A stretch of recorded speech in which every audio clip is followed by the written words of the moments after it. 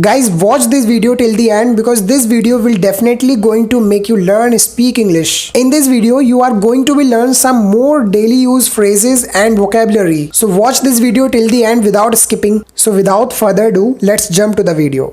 जो कुछ वो कह रही है उसमें कुछ तो सच्चाई है. जो कुछ वो कह रही है उसमें कुछ तो सच्चाई है.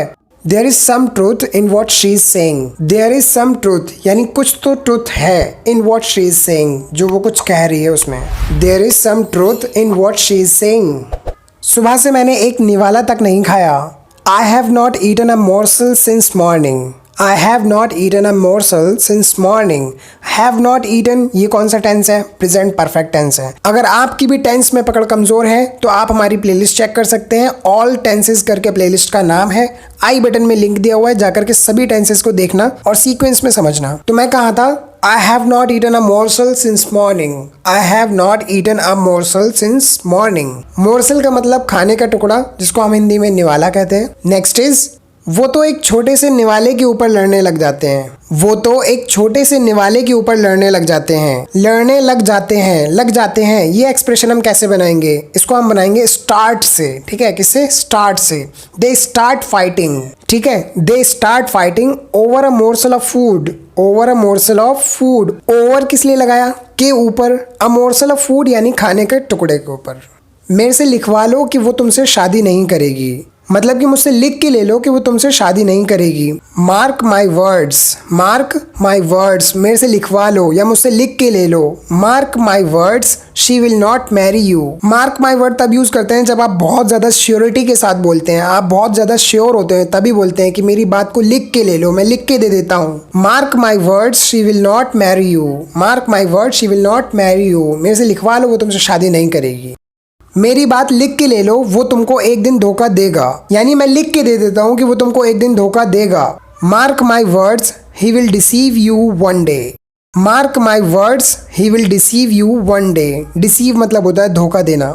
नेक्स्ट इज हमें उसी में खुश रहना चाहिए जो हमारे पास है. हमें उसी में खुश रहना चाहिए जो हमारे पास है. We should be happy with what we have. We should be happy with what we have. और you can say we should stay happy with what we have. We should stay happy with what we have. Next is आज तो लोगों ने गली में एकदम मेला लगा दिया है. आज तो लोगों ने गली में एकदम मेला लगा दिया है. People have thronged the street today. People have thronged the street today. Throng का मतलब होता है बहुत ज़्यादा भीड़ कहीं पे इकट्ठा कर देना, यानी कि मेला सा लगा देना गली में, ऐसा कुछ. नेक्स्ट इज वो पेपर में मुश्किल से पास हुआ है. पेपर में वो मुश्किल से पास हुआ है. मुश्किल से के लिए हम लगाएंगे with difficulty. He has passed the exam with difficulty. He has passed the exam with difficulty. और we can say he has passed the exam with narrow margin. He has passed the exam with narrow margin. With narrow margin का मतलब होता है बहुत कम margin से पास हुआ, यानी बहुत मुश्किल से पास हुआ. इसी एक्सप्रेशन के लिए हम एक और फ्रेज यूज़ करते हैं, squeaked through. Squeaked through. He has squeaked through the exam. यानी बड़ी मुश्किल से पास हुआ, बहुत कम कसर रह गई थी पास होने की, बस पास हो गया, मुश्किल से पास हुआ. He has squeaked through the exam. Next is किस बात पे खीखी कर रहे हो. किस बात पे खीखी कर रहे हो. What are you chuckling about. What are you chuckling about. Chuckle मतलब होता है खीखी करना, यानी कि ज़्यादा तेज़ ना हंसना, मतलब कम कम आवाज़ में हंसना, बहुत धीरे धीरे हंसना, उसे हम कहते हैं chuckle. What are you chuckling about. Next is जहाँ तक मुझे याद है वो वहाँ पर उस दिन नहीं आया था. जहाँ तक मुझे याद है कि वो वहाँ पर उस दिन नहीं आया था. अब इसको कैसे बोलेंगे? जहाँ तक मुझे याद है. As far as I remember. As far as I remember जहाँ तक मुझे याद है. He didn't come there that day. He didn't come there that day. वो वहाँ पर उस दिन नहीं आया था. As far as I remember he didn't come there that day. Next is वो मुझसे चेप हो गया और मुझे जाने ही नहीं दिया. चेप होना इन द सेंस कि कोई बंदा अगर मुझसे बात कर रहा है तो वो मुझे जाने नहीं दे रहा है, मुझे जाना है, वो अपने सवाल पे सवाल करे जा रहा है और चेप होता जा रहा है. इसे कहते हैं चेप होना, यानी जाने ही नहीं देना. तो इस सेंस को हम इंग्लिश में कैसे बोलेंगे, ये देखिए. He latched on to me and didn't let me go away.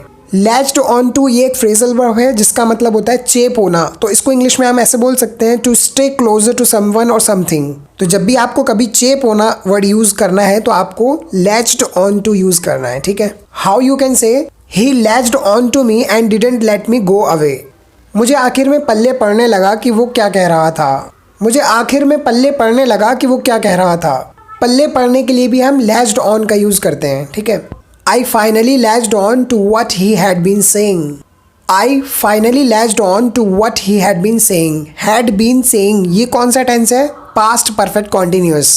क्योंकि कोई भी काम जब पीछे से होता आ रहा हो और अभी भी हो रहा हो तो हम कौन सा टेंस यूज करते हैं? Perfect continuous. और वो पास्ट की बात है तो पास्ट परफेक्ट कॉन्टिन्यूअस टेंस है, ठीक है। I finally latched on to what he had been saying. Guys इस वीडियो में इतना ही। कमेंट करके बताइए ये वीडियो कैसी लगी और लाइक कीजिए, शेयर कीजिए और चैनल पर अगर नए हैं तो सब्सक्राइब कर लीजिए। मिलते हैं अगली वीडियो में, तब तक के लिए एंड स्क्रीन की वीडियो देखो और सीखो।